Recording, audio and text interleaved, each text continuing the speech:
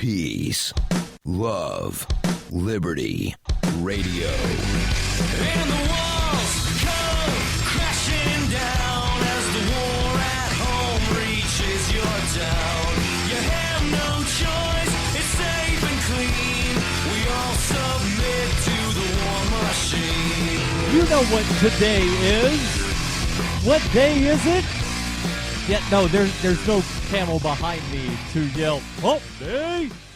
It's Wednesday, which, yes, they're probably, in some weird, annoying commercial, is a camel running around yelling, "Hump Day!"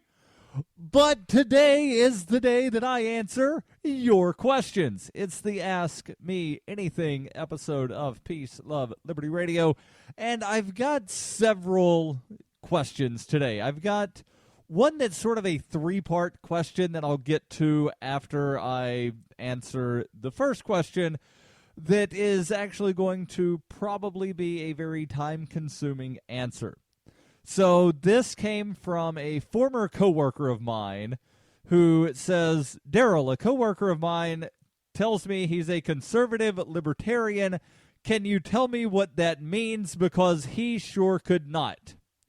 Now, I had to sit there and scratch my head for a second, because generally if you claim an ideology, you should be able to explain the ideology to someone. If you claim to support something, then you should be able to explain that thing. And so I asked the question to my friend. I said, "Do you mind if I answer this during the Ask Me Anything on Wednesday?" She said, "I don't care as long as I get an answer." And I said, "You'll definitely get an answer." Now, I apologize beforehand in saying that this might not be the answer that you want, because this is one of those sort of things when you start playing around with combining ideological terms, because conservative has a definitive meaning, even though if you ask a bunch of conservatives what conservative means, they might wind up giving you, like slightly varying definitions. But for the most part, they're going to say something along the lines of something, blah, blah, blah. We need government to support traditional values, blah, blah, blah. And then if you ask them on various policies, you'll get a range of answers depending on what the policy is. But the sort of core thing is they think government should enforce traditional values, although they can't really tell you what traditional values are. And I know this because I've asked a bunch of people, what are traditional values? And they don't really know. But it was my search, and I realize that I'm veering off of the answer here, but it was my search for traditional values that led me to the ideology that I have today. So I can sort of sympathize to some extent with the people that say we need traditional values. Okay, traditionally, governments have left people alone.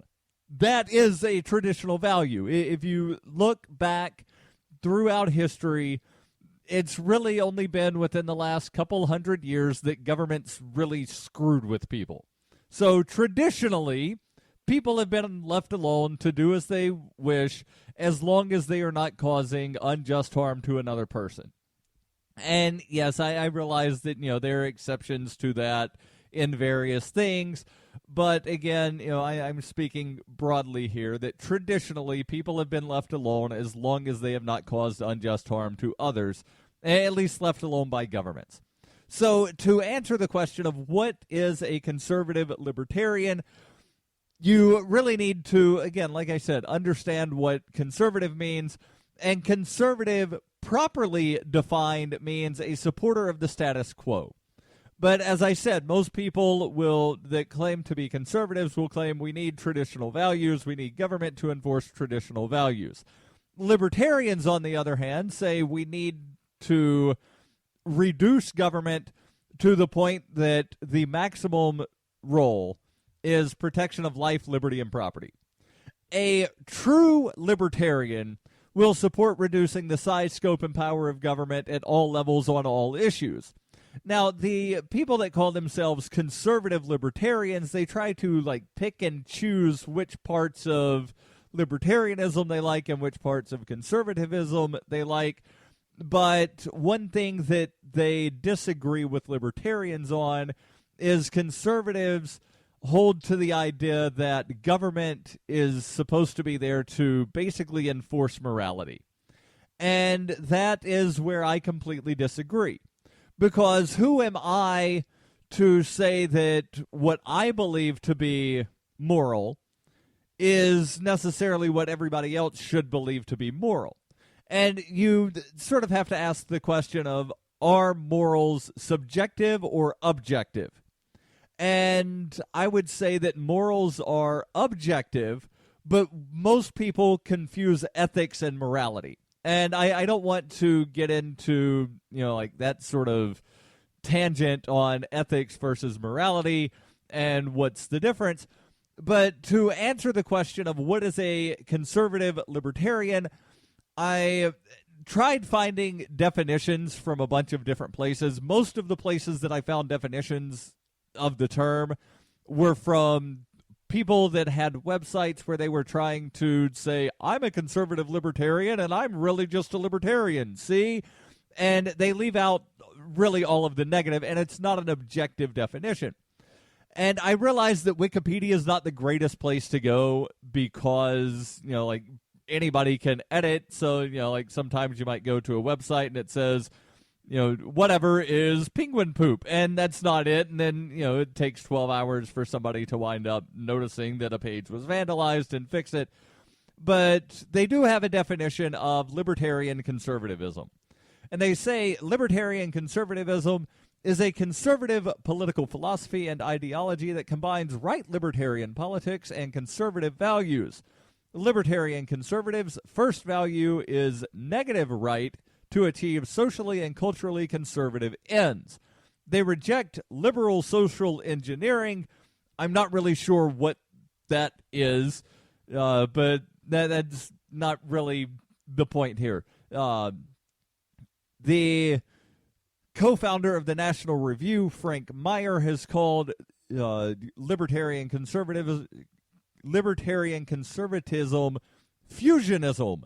In political science, the term is used to refer to ideologies that combine the advocacy of economic principles such as fiscal discipline, respect for contracts, defense or property rights, and free markets, and the classical conservative stress on self-help and freedom of choice under laissez-faire capitalist societies with social tenets such as the importance of religion and the value of traditional morality through a framework of limited constitutional representative government. And that's another thing that differentiates conservative libertarians with actual libertarians, is the conservative libertarian wants to focus on, well, we need religion in society, we need religion involved in government, and there are even some people that call themselves conservative libertarians that are supporting this bigot woman in Kentucky who is refusing now to follow the Supreme Court order to give marriage licenses to same-sex couples. She's actually refusing to give a marriage license to anybody, and I don't think there should be marriage licenses that are issued by governments, but it's part of her job as a government official to give out these marriage licenses. She's not doing it. There are some conservatives that are supporting this, some conservative libertarians that are. And I'll delve into this a little deeper in a moment on Peace, Love, Liberty Radio. During the 2013 Porcupine Freedom Festival, Davi Barker presented an idea for a renegade psychological experiment. Since then, he has refined his idea and put his plan and research into writing. He explains, "We aim to show the world beyond a shadow of a doubt that power corrupts absolutely and corrupt authority deserves no obedience." Authoritarian Sociopathy is available from Amazon.com and all major bookstores. Are you tired of governments murdering people around the world? Stop using their money. There is an alternative. Bitcoin is a stateless, free market, non-political currency. Bitcoin cannot be inflated or controlled by any government. By using their money, you are helping the state. Stop doing it. You have an incredible alternative available now. Learn it, use it, spread it. Get started with Bitcoin at weusecoins.com. That's weusecoins.com. It is the year 91,001 BCE. Witness humanity's origins in Hyperchronius, a classic role-playing game for Windows PCs, with a story like no other game before. A liberty-oriented experience that is not to be missed. Go to zog.ninja to get your copy of Hyperchronius today. Use the code FPP to get $1 off. Hyperchronius, zog.ninja, code FPP. You're listening to Peace, Love, Liberty Radio, online at fppradio.com. So before I continue with the discussion about conservative libertarians, conservatives, etc., and what differentiates them, what sets them apart, and hopefully try to give my friend an answer about what is a conservative libertarian, I want to make sure that I tell you about Survivor Max. Survivor Max is an 11-year-old boy, and he must survive the zombie apocalypse alone in New Hampshire. The slow-moving, non-thinking lame brains have swarmed his home searching for living flesh. Max must apply his Porcupine Freedom Scouts training to plan his escape, but first, he must prove that he's too smart to die. Look for Survivor Max on Facebook and Amazon, or read Chapter 1 absolutely free at survivormax.com. That's survivormax.com. So let's get back into the definition here from the Wikipedias about what is a libertarian conservative. They say here that libertarian conservatives have a respect for contracts, a defense of private property and free markets, although I want to point out that what they consider to be free markets are not actually free markets, because, and this is a big one, that it blurs the line between free market and morality, and it shows where they want to enforce their morality. The conservative libertarian still wants to prohibit some consensual interactions between people. There are conservative libertarians who want to prohibit prostitution. They think that prostitution is immoral and that it should be prohibited. Nobody should be allowed to sell sex for money, for any other consideration, if you will. And that's actually the word that is used in the New Hampshire statute, is consideration, which means that in New Hampshire, if you're in a committed relationship and you tell your spouse, I will give you sex if you fold the laundry, technically that is prostitution in New Hampshire. There are also people that call themselves conservative libertarians that want to maintain the drug war. They might tell you, well, weed's okay. We need to tax and regulate weed, but the hard stuff needs to be illegal. That needs to remain illegal. Well, you're not supporting a free market then if you think that only certain products should be allowed to be sold on the free market. You might think you're supporting a free market, but as that guy in that movie that I've never seen with the six-fingered man says, I don't think it means what you think it means. So when you say I support free markets, but then you advocate restricting various things, you're not actually supporting free markets. There's also the claim that conservative libertarians tend to focus these things through a framework of limited constitutional representative government.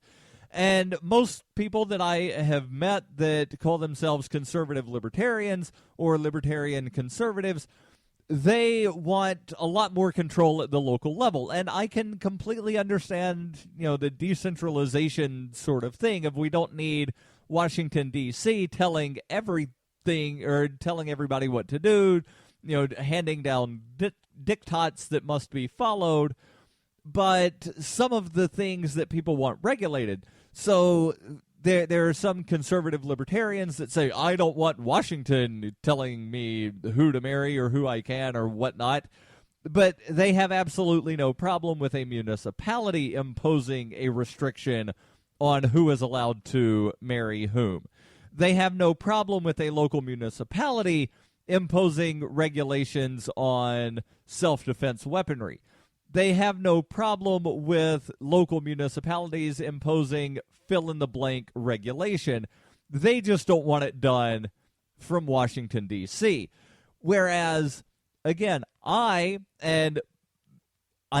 would dare say all other real libertarians believe that the size, scope, and power of government at all levels should be decreased on all issues.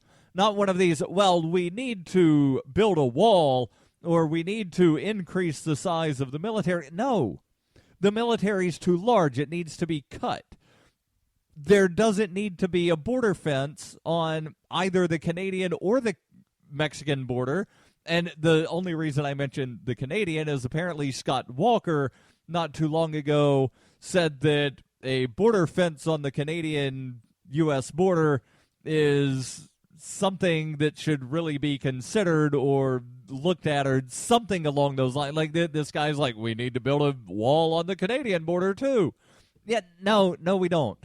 There don't need to be walls on borders because, as I've said before, any wall that can keep them out can keep you in. And that's actually why the Berlin Wall was built. It wasn't to keep people from fleeing East Germany into West. The claim from the communist or the socialist in East Germany was we need to prevent these people from coming in here to change our way of life and this, that, the other thing. So, conservative libertarian, hopefully I answered the question. It's somebody that wants to be both, but really they're just conservatives. Conservative libertarians generally also tend to vote for Republicans, claiming that, well, if I vote for this other person that I agree with a good bit, then the Democrat will win, so therefore I've got to protect my Republican Party, so I can't vote for the Libertarian or somebody else because wasted vote.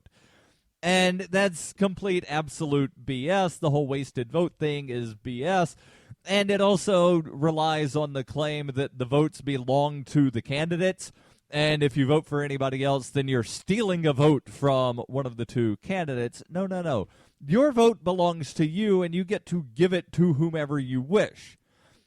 So there is that. Hopefully I answered the question. If I did not, then please send me an email, ama@fppradio.com. Let me know for sure. And again, just because I've given sort of a blanket generalization of what a conservative libertarian is or what I believe a conservative libertarian to be based on the information that I've gathered here, that does not necessarily mean that that's what this individual person means because, again, with any ideology, there's, the blanket, this is what people in this group believe. And then there's going to be little minutia here and there of what they actually believe. So maybe I've at least given you some talking points to where you can ask him, like, hey, what do you think about cannabis? Should cannabis be legalized completely to where there's no regulations? Anybody can buy, sell, grow, manufacture as much weed as they want, and there's absolutely nothing that can be done? Or do you think that it should be regulated?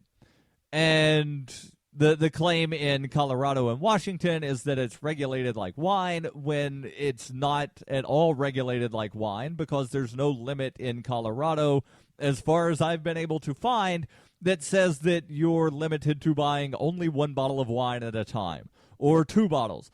However, there are regulations on how much cannabis you can purchase at once in Colorado from a dispensary.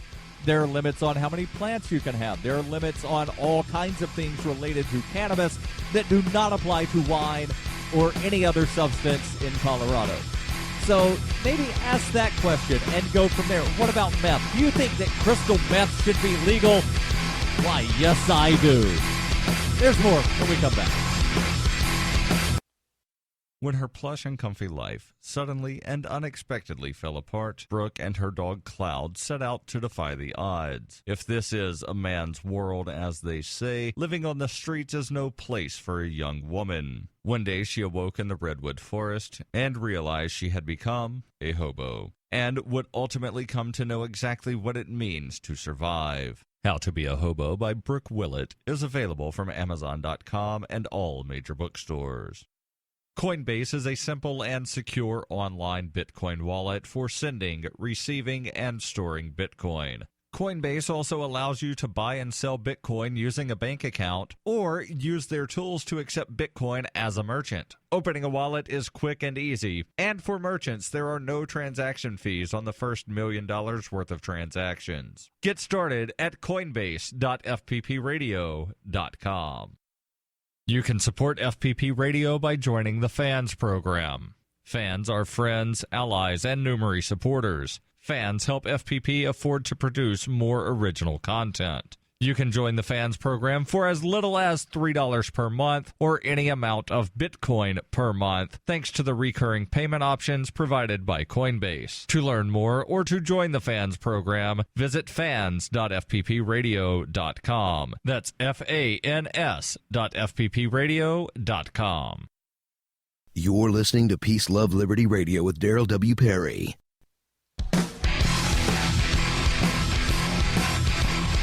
So before I get into these final questions that are all interrelated and interconnected, I want to make sure that I tell you about Roberts and Roberts Brokerage.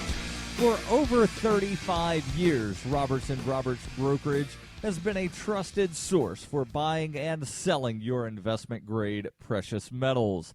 They take Bitcoin for precious metal purchases and have permanently removed the minimum purchase amount for all orders paid in the digital currency.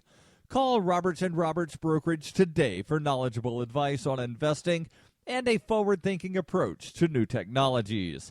850-478-5270 or visit them online at rrbi.co.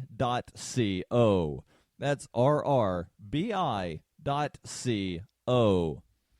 The final questions here actually come from the daughter of a listener. And I guess technically the daughter is a listener because she will listen to the show to get the answers to questions that she asked, which have been several. So the initial question was, where does snot come from? And apparently she's sick right now. So she's got like a stuffy nose and she's snotting all over the place. And there were then two follow-ups that says what makes noses get stuffy and why do sinuses swell up? So let me first answer the question of where does all that snot come from? This actually comes from Science Nordique. I hope I'm pronouncing that right. It might just be Science Nordic, but I think, adding that sort of emphasis on the syllable sounds a little different. So it's Science Nordique. It says winter has come, and not yet. We're not there yet, but that's what the article says. Winter has come to the northern part of the world, and people are suffering from colds. One symptom of the seasonal cold is the runny nose. There seems to be no end to the fluid flowing out of the nose, and the pile of paper tissues are growing bigger by the hour. How is it possible for a person to produce so much snot? We decided to consult science. Niels Christian Steinklev is an associate professor at the University of Tromsø and a specialist in I am not sure how to pronounce this word, but it's the ear, nose, and throat doctor guy. He should know enough about snot. He says, quote, when we catch a cold, we end up infected by a virus. It takes about 2 days from being infected until you start to feel the symptoms. The virus has spent this time migrating into the mucous membrane cells of your nose. multiplying itself and creating an inflammation reaction in the mucous membranes. Inflammations are actually one of the body's protective mechanisms against foreign organisms and materials. As a part of this process, a number of signal substances are released. The mucous membranes, there's a word missing in here, are released by the mucous membranes of your nose. This leads to an increased production of mucus. More blood is channeled to these membranes, and more body water is leaked out between the cells of the mucous membranes. We experience this as having a stuffy nose, and a lot of snot runs out. Snot is actually a collective designation for everything that comes out of your nose, with the exception of when you have a nosebleed. When you are healthy, it runs out as mucus. If the mucus is dried, you get boogers. When you catch a cold, the production increases, and the phlegm and body water run from the nose. If you have a bacterial infection, you get pus, which is a mixture of dead tissue, bacteria, and white blood cells, or leukocytes. The color of snot can tell how sick you are. And yes, I realize that you're getting a lot more information than what you were requesting here. Clear and colorless snot is okay. Yellow or green indicates a viral or bacterial infection. Your body is sending leukocytes to the mucous membranes in your sinuses to fight the infection, and the aftermath of this battle gives your snot the color. So that is where snot comes from, and it might also explain why you wind up having a swelled up sinus and why your nose gets stuffy. Although the question about why your nose gets stuffy, it could be something other than just catching a virus or catching the common cold, which might be a bacteria. So the nose swelling, and I've got an answer here from healthline.com, and they actually list 23 possible conditions for what causes your nose to get stuffy, although some of these conditions are basically versions of the same thing. So they've got rhinitis, and then there's something else, rhinitis. I can't scroll through all of them at once, but there's like 2 or 3 different versions of rhinitis. There's also the possibility of sinusitis, which is an infection within the sinuses itself. So that would be different than just a general cold or a virus. So sinusitis is an infection in the sinuses, and I used to deal with that a lot when I was younger.